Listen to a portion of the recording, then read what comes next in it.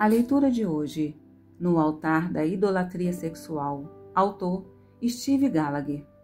Capítulo 9. O quanto você se importa.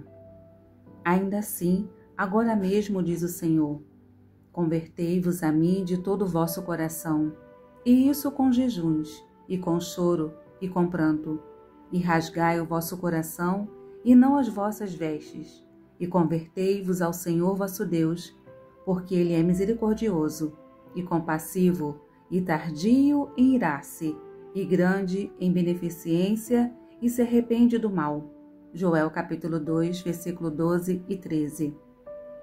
O quão ardentemente você quer ser transformado?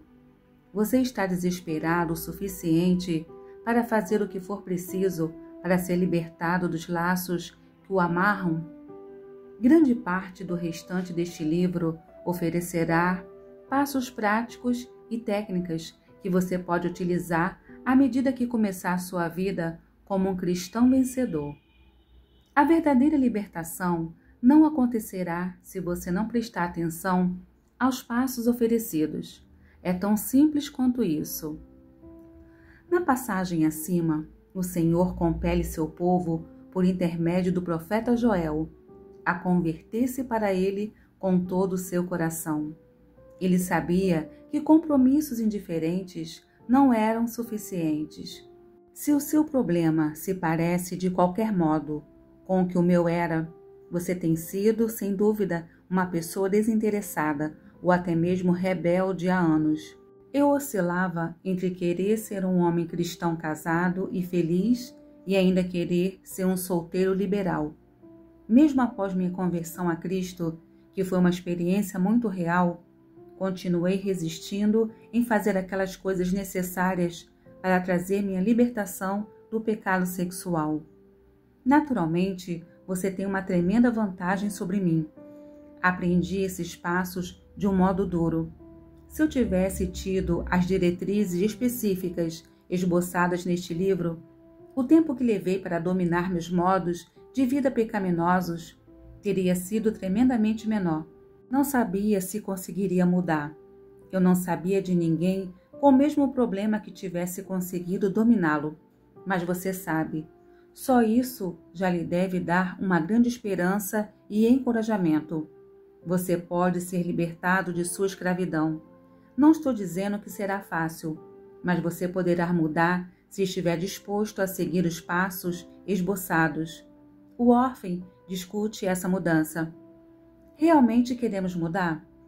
Quando chegamos ao ponto em que percebemos que nossos esforços não nos estão levando a lugar algum, aceitamos a conclusão de que não podemos mudar a nós mesmos. A pergunta seguinte a fazer é: realmente queremos que nossa vida seja diferente? Geralmente, Deus não opera muito em nossa vida até que sejamos honestos com Ele. O Senhor sabe se estamos pedindo a libertação quando realmente não a queremos. Frequentemente, investimos em nossos problemas. Passamos anos ajustando-nos confortavelmente à nossa situação. Continuar com nosso pecado tem seus benefícios. Temos a compaixão dos outros, permite que escapemos das responsabilidades e fornece-nos uma forma de excitamento. Geralmente, preferimos reorganizar nosso pensamento para acomodar nosso pecado, a atacar um problema aparentemente impossível. Se a mudança não estiver ocorrendo em nossa vida, precisaremos admitir que realmente não a queremos. Causas para a mudança. Enquanto alguns de nós não querem mudar, outros desejam verdadeiramente. Contudo, ainda caímos no padrão sucesso-fracasso. Às vezes, a questão subjacente consiste nas nossas causas. Podemos querer ser libertados da homossexualidade somente por causa do estigma relacionado ao nosso pecado. Sentimos-nos embaraçados ao nos vermos como uma pessoa desajustada. Gostaríamos de ter uma vida sem problemas, de forma a nos orgulhar de nós mesmos e ter o respeito dos outros. É verdade que Deus usa a humilhação, a inconveniência e as consequências desagradáveis do pecado em nossa vida para nos levar ao arrependimento. No entanto, a liberdade duradoura do pecado acontece quando nossas razões são puras, quando não queremos entristecer o Espírito Santo de Deus. Nosso desejo por um relacionamento pleno e rico com o Senhor é a motivação que abre o caminho para a mudança real. Você provavelmente está agonizando espiritualmente há muitos meses, queixando-se amargamente com Deus por sua vida atormentada.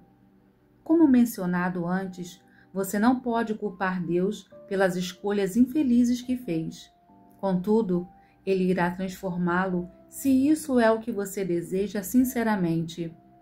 Se realmente quiser que Ele mude você, isso tudo dependerá de sua disposição para permitir ao Senhor endireitar seus caminhos tortos.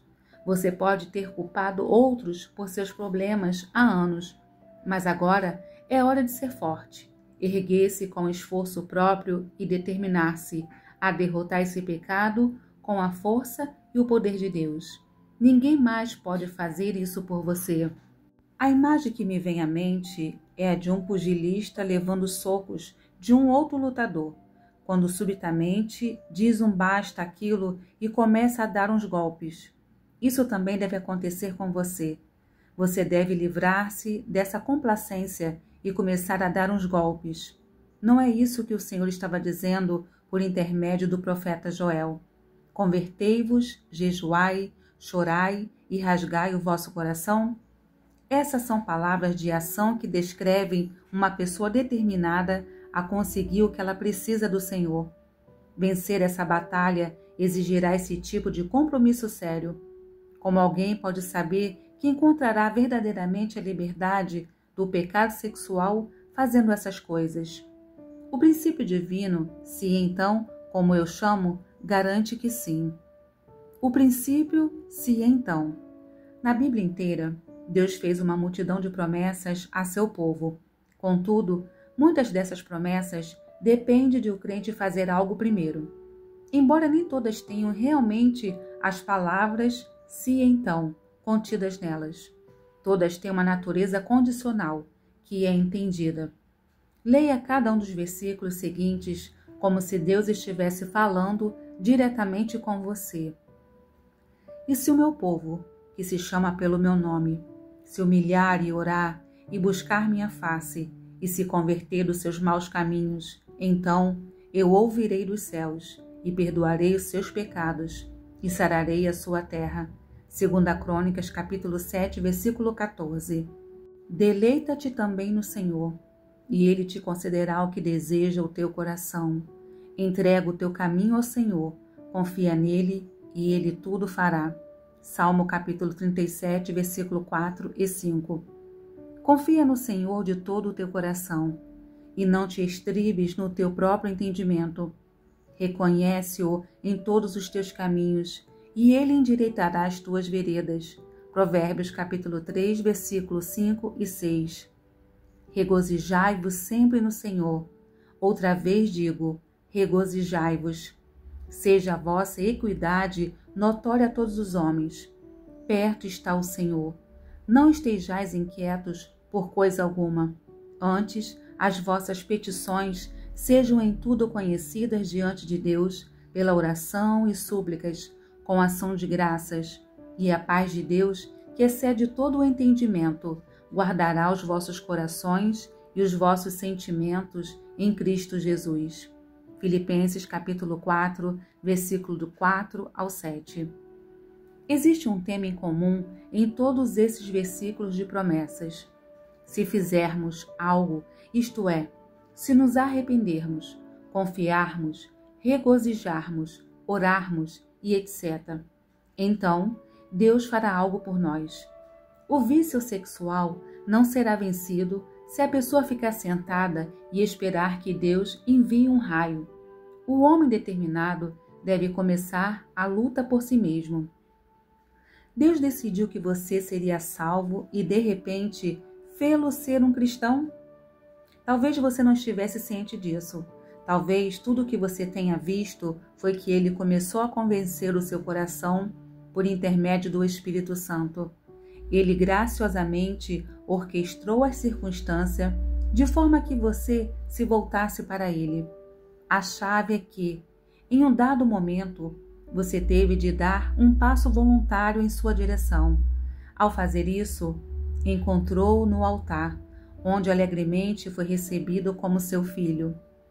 Esse mesmo princípio se aplica à vitória sobre o pecado. Devemos tomar o primeiro passo. Lembro-me da vida monótona que minha esposa levava quando ela trabalhava em um lugar que a fazia trabalhar mais do que as horas devidas, com péssimas condições de trabalho e ganhando muito mal. Ela detestava aquele emprego, e por um bom motivo. Era um lugar muito lúgubre para se trabalhar. Ela queria muito sair dali, mas não conseguia emprego em qualquer outro lugar. Um dia, Deus me revelou o motivo. Ela tinha um comportamento errado no emprego. Frequentemente chegava atrasada, fazia o trabalho negligentemente e geralmente encontrava alguma desculpa para sair mais cedo. Eu lhe disse que Deus nunca a mudaria daquele emprego até que ela mudasse sua atitude. Ela sabia que isso era verdade e determinou em seu coração ser a melhor funcionária que aquela empresa já tivera. Começou a chegar ao trabalho na hora certa e a produzir mais do que nunca. No decorrer de uma semana, uma grande companhia de seguros, para a qual havia enviado o currículo alguns meses antes, a contratou. Ela aprendeu uma lição valiosa dessa experiência. Poderia ter continuado a reclamar e ser ingrata, mas escolheu fazer o que o Senhor queria que fizesse, independente das circunstâncias. Deus honrou aquele compromisso e a abençoou muito. Ao olhar para as suas circunstâncias, você deve decidir se continuará no caminho fácil ou percorrerá a estrada que o Senhor pavimentou para você. Não será fácil, mas o princípio do "se então" garante que ele honrará seu primeiro passo e irá ajudá-lo nessa luta. Clamando a Deus. É importante entender que Deus ama tremendamente seu povo e deseja ardentemente ajudá-lo. Quando alguém chega a ponto de querer desesperadamente que o Senhor remova o pecado de sua vida, começará a clamar a Deus por ajuda, que nunca está longe. Deus garante a liberdade para seus filhos, mas é responsabilidade deles atender às condições. O princípio, se então, ajuda os santos em luta a reconhecerem que, se clamarem por sua ajuda sem cessar, ele responderá às suas súplicas. A persistência na oração foi estabelecida por Deus como meio de receber sua ajuda. Para explicar melhor essa verdade, Jesus contou as seguintes histórias que demonstram o benefício de ser audacioso.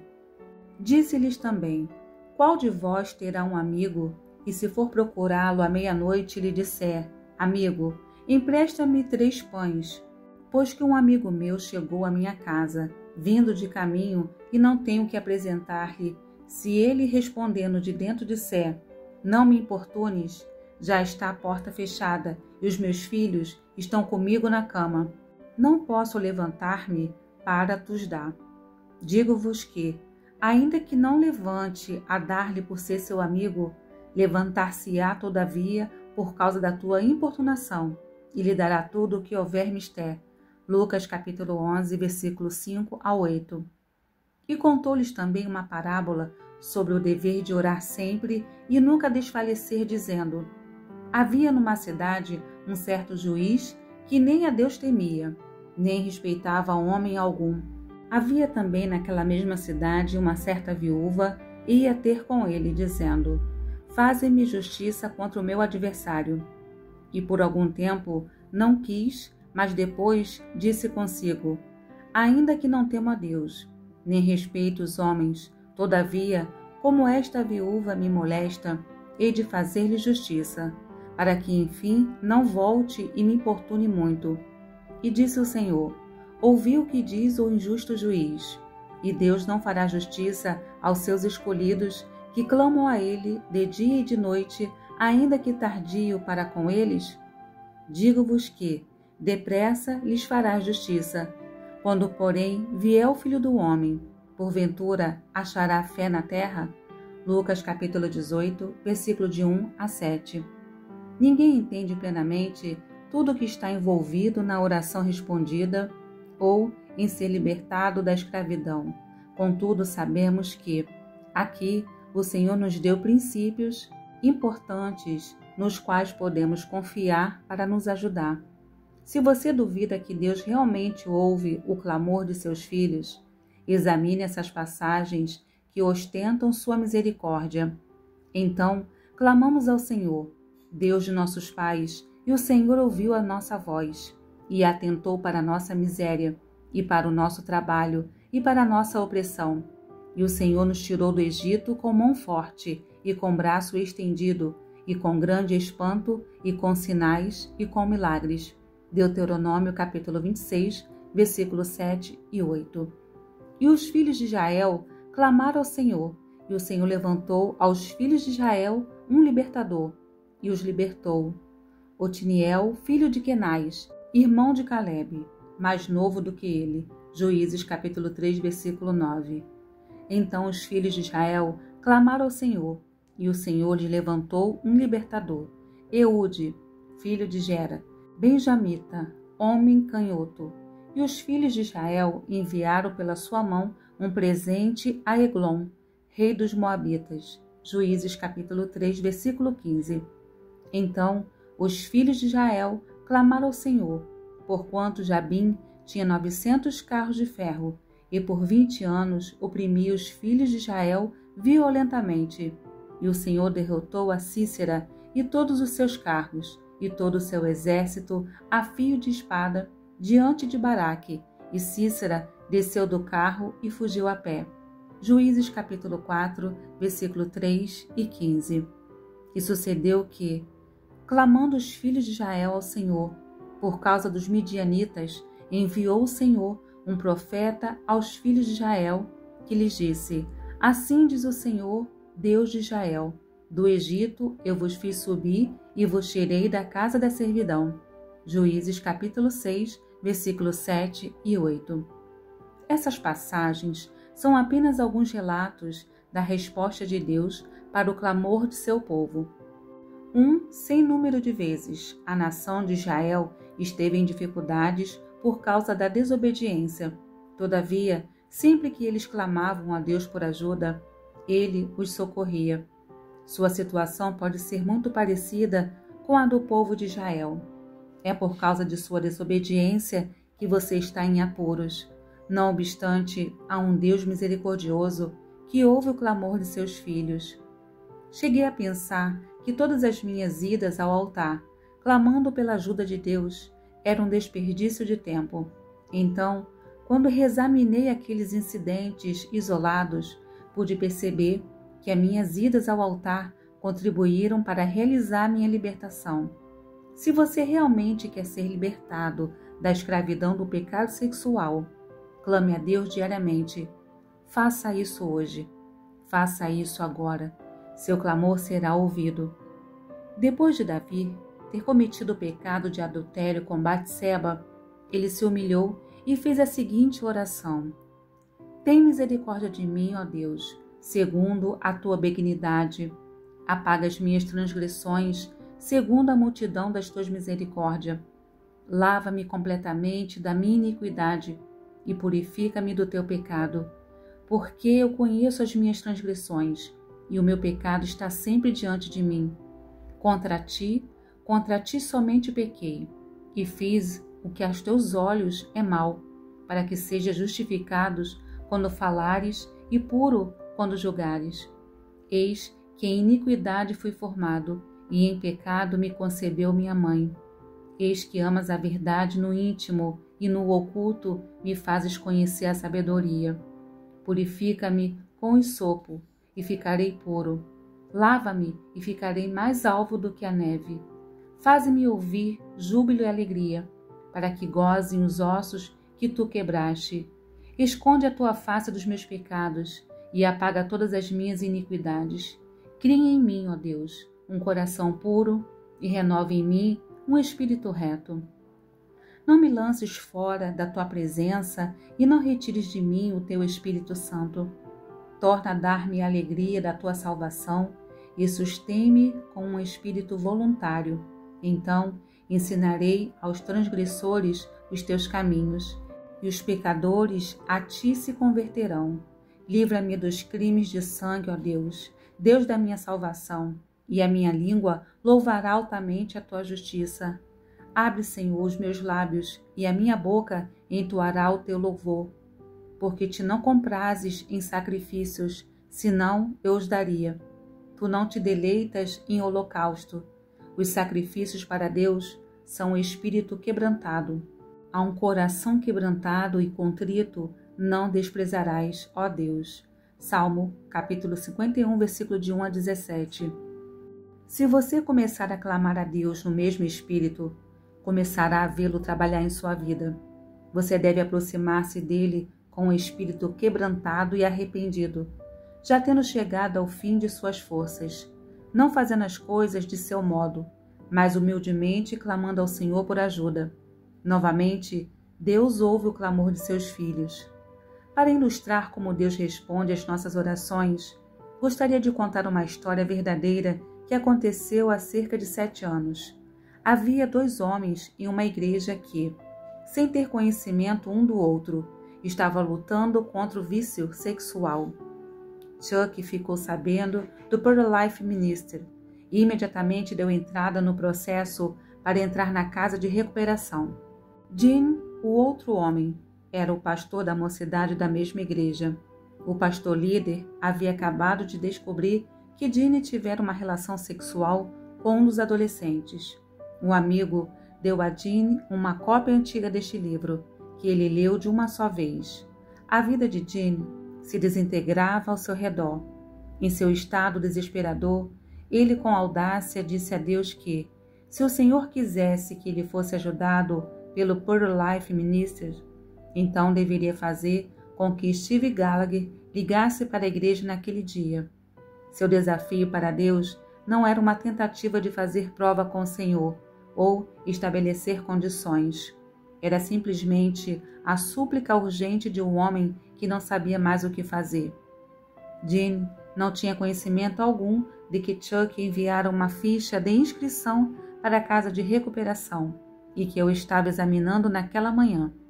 Por alguma razão inexplicável, em vez de colocar o número do telefone de sua casa na ficha de inscrição, Chuck colocou o número da igreja. Nunca me esquecerei do que aconteceu naquela manhã em que liguei. Coincidentemente, a secretária estava doente e não tinha ido trabalhar naquele dia. Então, quando o telefone tocou, foi Gene quem atendeu. Victor Christian Center. Bom dia. Posso ajudar? Embora Gene estivesse muito perturbado por dentro, ele se obrigava a fingir no trabalho. Sim, posso falar com Chuck Green? Perguntei. Chuck é membro de nossa igreja, mas ele não trabalha aqui. No entanto, posso anotar o recado para ele. Quem gostaria de falar com ele? Meu nome é Steve Gallagher. Quando disse essas palavras, ouvi o telefone cair.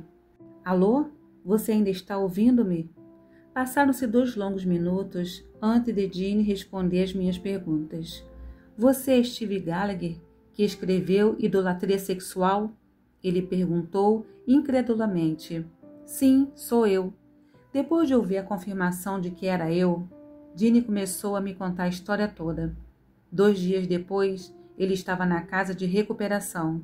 No decorrer dos 6 meses seguintes, a vida de Gene foi transformada e ele foi, por fim, reintegrado ao ministério. Certamente, Deus ouve ao clamor de seus filhos.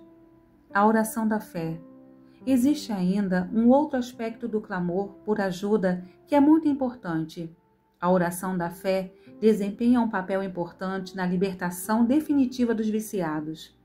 A despeito do que alguns ensinam, fé não é algo obtido simplesmente por meio da negação da realidade. Isto é, a pessoa doente que age como se a doença não estivesse lá e etc. O centro da fé cristã é Cristo, e nossa fé está intrinsecamente ligada a quem Ele é. O que a pessoa acredita sobre o Senhor determina tudo em sua vida como um cristão. Assim, na maior parte, nossa capacidade de crer no Senhor pela vitória está diretamente determinada por nosso nível de confiança nele. Essa confiança fundamenta-se no conhecimento que se tem de seu caráter. Deus está trabalhando, tentando instilar um senso de sua lealdade aos seus filhos. Aqueles que chegam a desenvolver um relacionamento mais íntimo com o Senhor descobrem que Ele é uma pessoa meiga, amorosa. O texto a seguir é um trecho de meu livro, O Deus que Conhece Nossas Necessidades. Tenho um amigo muito querido chamado Jerry. Ele tem 4 filhos e é um homem de Deus que tem, ao que me parece, uma paciência extraordinária. Quando um de seus filhos se comporta mal, Jerry calmamente e amorosamente lhe explica por que ele será castigado e então dá-lhe a punição exigida. Normalmente seus filhos o veem como um pai amoroso e bondoso. Se um deles precisa de algo, não tem medo de pedir-lhe. Na realidade, se for algo que ele sabe tratar-se de uma necessidade legítima, ele pede com muita confiança, talvez até demais às vezes. Por que essas crianças têm tanta confiança de que o pai responderá seus pedidos? É porque incontáveis vezes, no decorrer dos anos, ele tem provado seu amor e generosidade a eles. Eles confiam nele por causa de seu caráter provado. Assim, como cristãos, a base para crer na resposta da oração não é que somos capazes de resistir à dor sem se lamentar e, de alguma maneira, evocar a fé, reprimindo todos os pensamentos duvidosos, mas que acreditamos na bondade de Deus e em seu desejo de suprir abundantemente nossas necessidades. Não é isso exatamente o que Jesus nos ensina no Sermão da Montanha?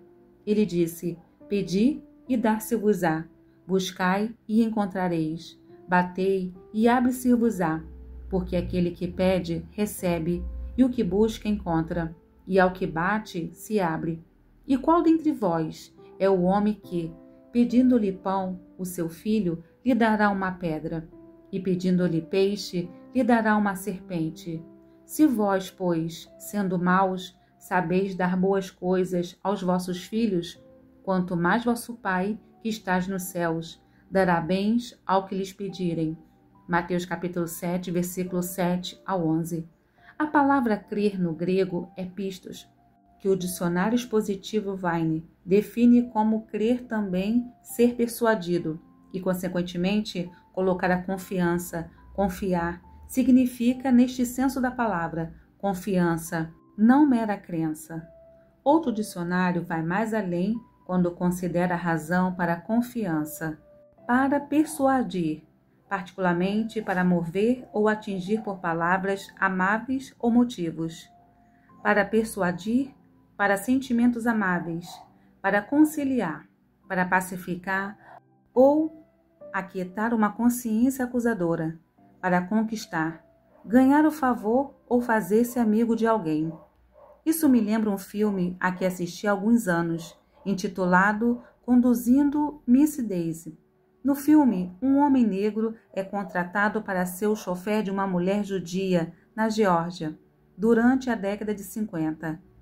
Mal-humorada, arrogante e profundamente desconfiada de todos, a mulher trata todos à sua volta com desdém. O homem negro, um cristão devoto, humilha-se continuamente a ela durante seu longo relacionamento. No fim, depois de ambos envelhecerem juntos, ela derruba suas muralhas para que todos vejam seu amor e admiração por ele. Ele ganhou seu coração por sua humildade, lealdade e bondade.